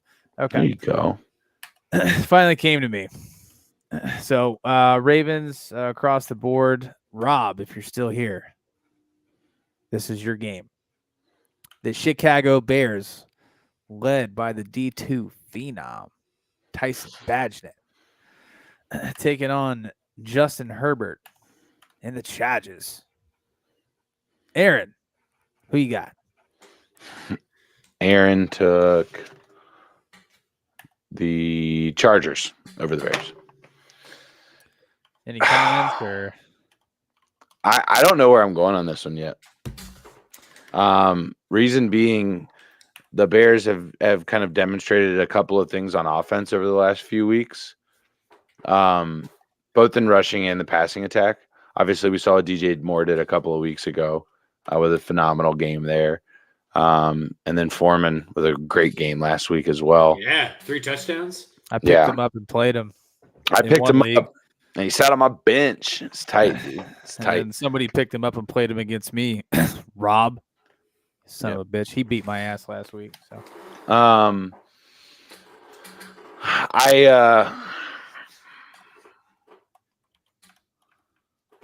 can't believe I'm going to do this. I'm going to take the Bears. the Bears.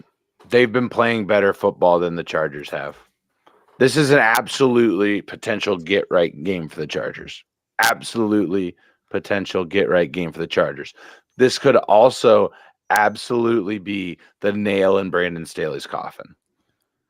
This could absolutely be it. When is the bye week for the Chargers, Todd? They've already had it. They already had theirs? They were week 5. They were a week 5 bye. Okay. I don't know, man. I don't. And then you hand the keys to Kellen and let him run it for the rest of the season. I don't know.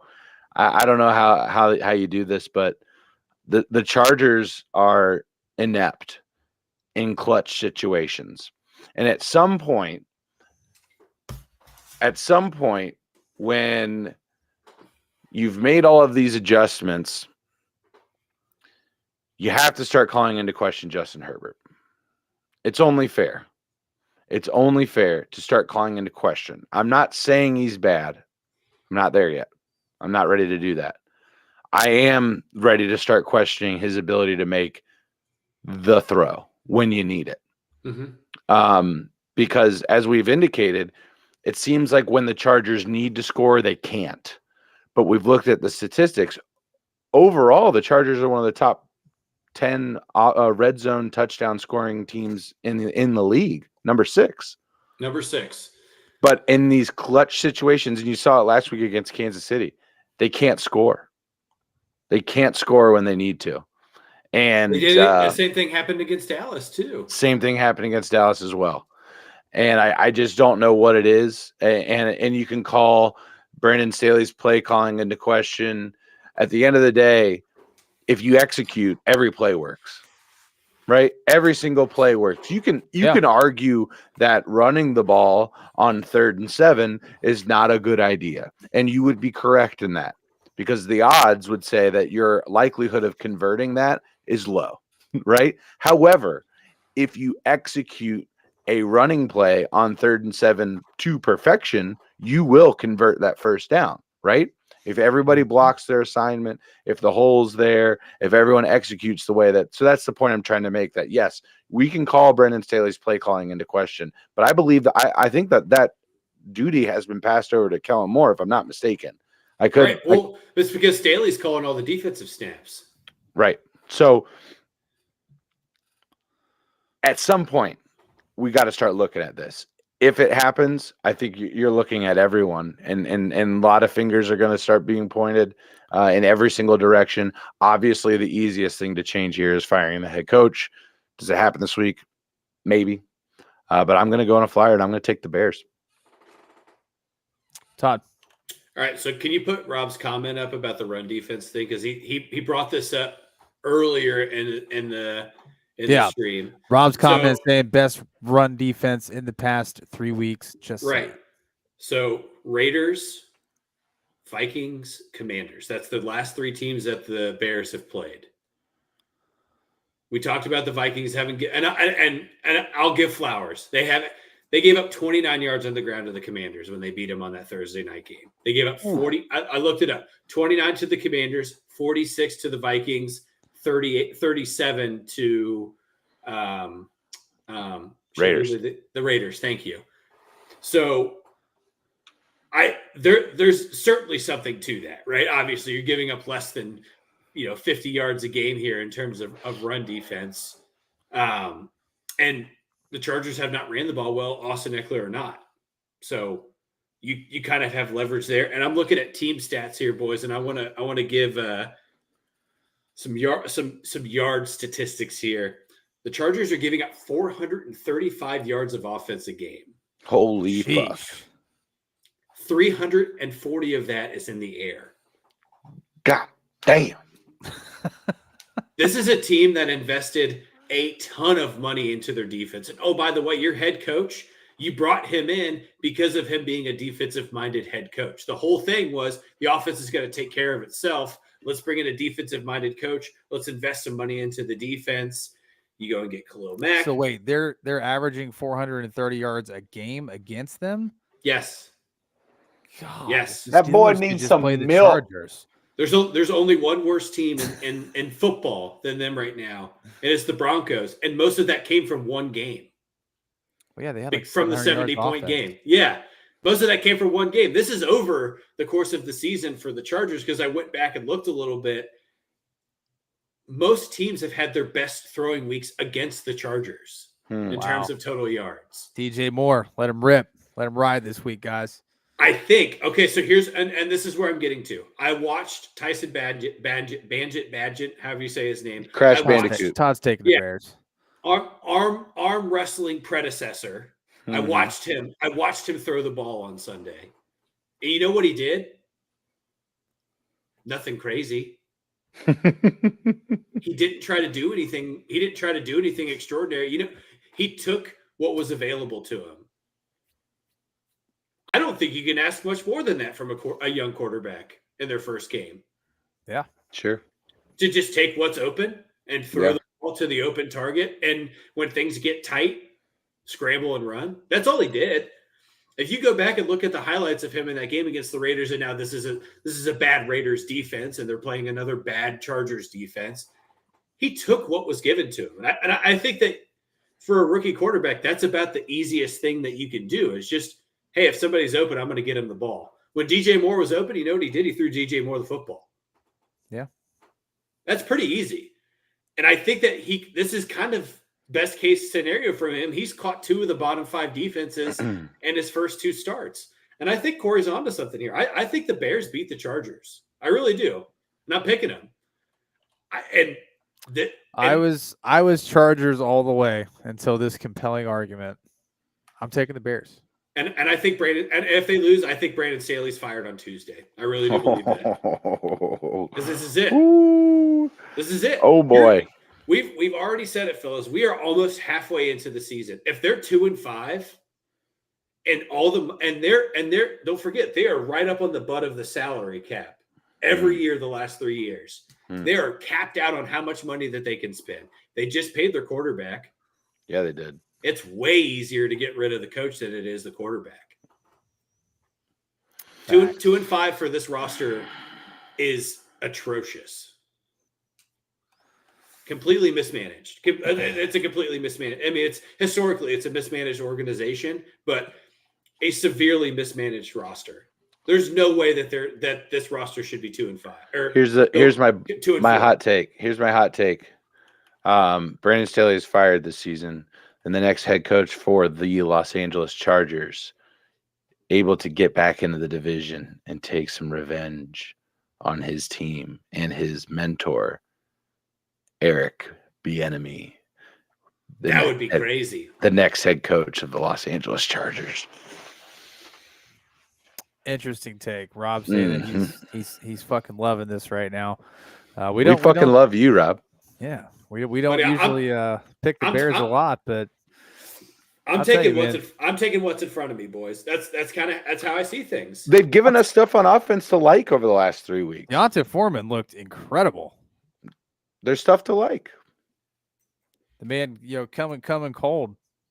Just first start of the season. It's hard to come cold. It's hard to come cold. Yeah, it's tough.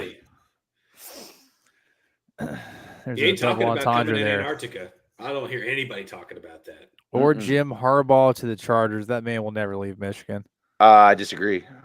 Yeah, I think what's going down right now. Oh, that's true. I forgot about the investigation that's going on right now. I think Jim Harbaugh could just mysteriously have some heart conditions, and you think he might be the next head. Out of this? Yeah, I think he might be the next head coach of the Chicago Bears. That would be crazy. Is Foreman a lock this week for a starter? If depends on who else you got. Like if you need a running back. Yeah, like if you're in a scenario where say you have like James Conner was your top running back. Then Bijan Robinson's just magically not going to play. Oh, dude, I don't want to fucking talk about that. Falcons did everybody dirty. I got sweet. Here's the thing: I lost by 7 in a league. Oh, Bijan scores 9 on a bad week. I got sweet dicked by Arthur Smith, and I got a thing to say to him. Yeah, you did. Stupid fucking mustache. Yep. Ted's coming with a comment. Next Chargers head coach, prime time. Sweet dicked. Deion Sanders.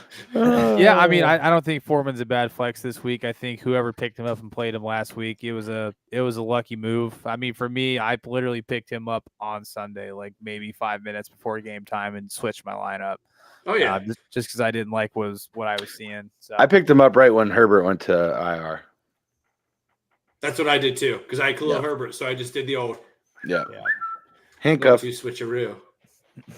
That literally sounded like the notification on the phone. Yeah, it was really good, Todd. It was really good. And actually, interestingly enough, I picked up Khalil Herbert when David Montgomery got hurt a couple years back on my dynasty team, and he has not left my roster.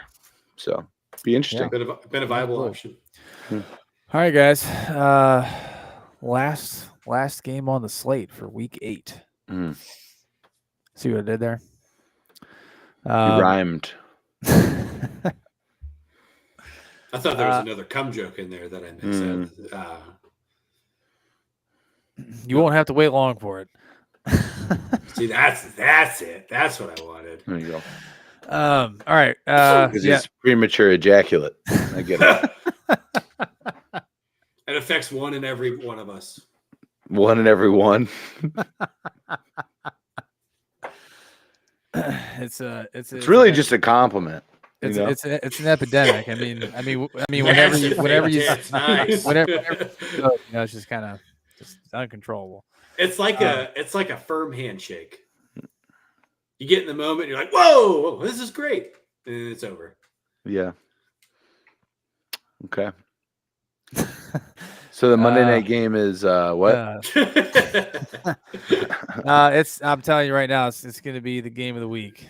And by game of the week, I mean it's going to be something that will not be a lot of fun to watch, in my opinion. Okay. You got the Raiders taking on the Lions in Detroit. This is a get-right game for Detroit. They got their cheeks clapped last week. Big time. They're playing a terrible Raiders team. Who knows where Josh Jacobs has been the last couple weeks? All season. I was trying to minimize it because I don't want to keep saying all season because we're almost halfway. Never mind. Yeah, Raiders at Lions. I'm Oops. taking Lions here all day. I think the Lions just take care of business dominantly on Monday night. Granted, who knows? The Zebras could come out and say, "Hey, you know what? We want the Raiders to win this game." So you never know what they're going to do week in and week out. But yeah, I got the Lions here, boys. Yeah, the one thing I would say about the Lions is, they've proven at least that they beat the teams that they should beat. Yep. They handled the Buccaneers, obviously handled the Panthers. The one thing I am concerned about is their secondary. I don't think Las Vegas poses many threats to them in that regard right now, just in terms of the lack of offense that the Raiders have, and doesn't really scare me much. But the Lions are lacking depth right now in that secondary. They're banged up. And teams that have vertical threats or a good quarterback are going to be able to expose that. Yeah. Outside of that week 1 win against the Chiefs, which was a big win, I don't want to downplay that. The Lions are 0-2 against like contending teams. They lost in overtime to the Seahawks at home, and obviously got taken behind the woodshed and fucking curb stomped by the Ravens last weekend. So this is a team that they should beat. I think they will beat them.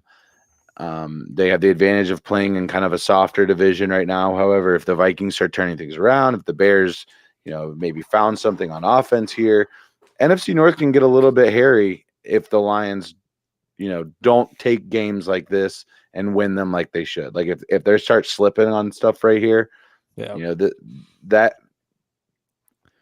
Vagine can get a little tighter there. No more sleeve of wizard in the NFC. Can get a little tighter. Okay. Whoa. Yeah. Fair enough. I'm assuming Aaron's got the Lions as well. Aaron has the Lions. I thought that was Twisted Metal for a second. Whoa. Probably back to 1997. Yeah, I'm taking the Lions. I think Joe's comment here about Jimmy G being the worst choice for the Raiders offense, they did that to themselves, unfortunately. They did. They made a very premature decision on signing Jimmy Garoppolo before he had even passed a physical at that point, if I'm not mistaken. So there were still other free agent quarterbacks they could have went out and got, and they did not do that. So it's their fault. I do want to ask you guys, this is pretty clearly Jimmy G's last opportunity as a starting quarterback. Do you think, yeah. Where does he go after this season? Obviously, rest of his career is going to be spent as a backup. Like, where do you think he goes? Where do you think makes the most sense for him and just his style of play?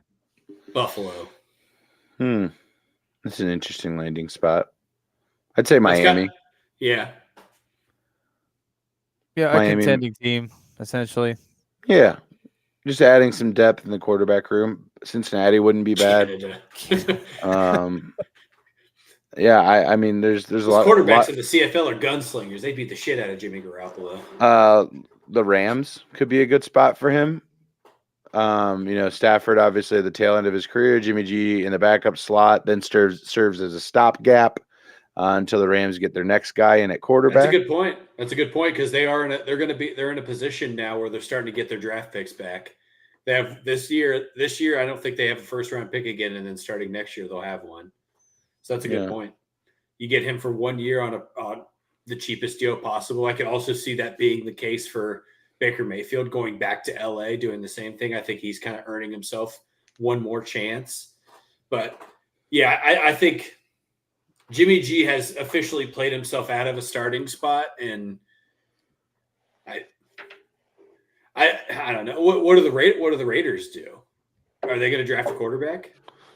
What a shithole team. It's a nightmare. It's bad.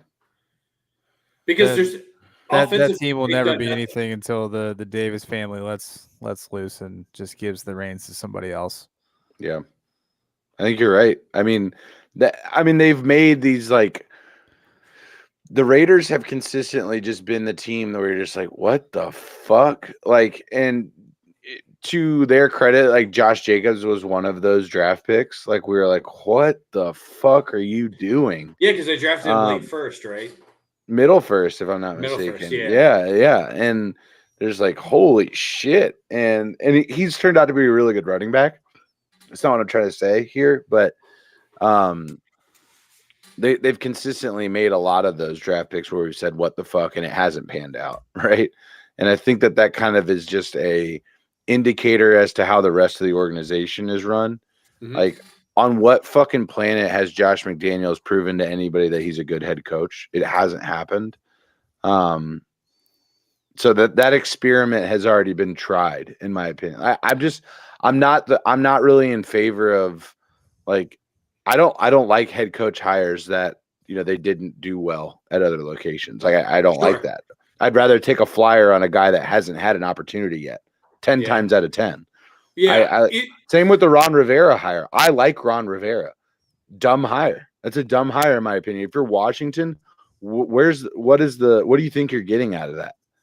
I just don't see where that is going to get you where you want to be. And maybe it's a stopgap. Maybe it's just something, hey, we needed a kind of a steady hand in the front office and locker room, and something, and Ron brings that. I get that part of it, but I don't know. I've always just been more of the opinion that go get a young guy, let him prove himself. The Raiders just continuously make these head-scratching decisions, and this isn't new. You know, the Gruden hire, obviously, the Mayock hire as GM, just fucking weird stuff. Where Mark Davis gets his haircut, just very odd choices. It's all not around. where, it's in the kitchen, bro. Yeah, for sure. They just put a bowl on top of his head. Mm-hmm. It's got to be fake hair, right? It's got to be fake. I mean, it very well could be. I mean, I think Carolina did that with Frank Reich too, right? Like, you bring in a guy that had pretty limited success, and as a head coach, fair point. And now you're 0-6, right? It's just you're right. Statistically, a coach failing at a coach getting their first head coaching opportunity and failing usually doesn't pan out in round 2. Right. You either are a successful head coach, you or not, at least in the NFL. Bill Belichick being the exception. Yeah. And it took him several years. And it also took the greatest quarterback of all time. Right. Yeah. and to Rob's comment here, he's talking about Jimmy G potentially going to, his team, Chicago. I just don't know if he'd want that. I don't know if Chicago is really in a place where you need somebody like Jimmy G. I mean, if you're going to abandon Justin Fields, it's certainly not for Jimmy Garoppolo. Yeah, that team is really young. There's a lot of talent there, and they're continuously building that atmosphere. You don't need to bring a guy like Jimmy G, who's not like I can't speak to his leadership, but everywhere he's gone, like they've been pretty quick to pass on him for somebody else. So. If he had qualities that were worth sticking around, people would have held on to him. And that's kind of just where I land from his leadership perspective there. It's fair. History says that. That's a good point. So, yeah, I think you can find better options than Mr. Notorious Foodie, although the man is an absolute demon in the kitchen. So he makes some pretty tasty looking meals. Pulls top tier as well. Oh, he's very handsome man. Yeah. Very handsome man. Bastard. Let me ask you this, Bob. Jimmy G leans in to kiss you. Do you stop him? I don't know. How many beers deep am I? Falling in love with you, baby. the scene from The Office where Andy's like talking about Brad Pitt leans into. This is your fantasy. Yeah. Right. I don't know, Andy. You might be gay. So, in your wildest fantasy. I actually just watched that episode the other day. It's hilarious. All right, well, boys, I think it's a podcast. Yeah. Chat, you guys are amazing tonight. Joe, appreciate you. Joe's we typically play on the gaming channel, but he stopped over here today. Appreciate you stopping by, Joe. Thanks for coming through. Appreciate good group of people there between him and Roger, Josh, all of his brothers. There's quite a few of them, but all good dudes there. Appreciate you coming through. Rob, Tez, Josh, Pops, everybody else who swung through, dropped likes. Appreciate everybody coming out. Best of luck this week again, your fantasy football leagues, to your own teams. I think most everybody who's in here's team is playing this week. I don't think any one of us has a bye, so No. I think we're all done with those. But until next week, we will catch you guys then.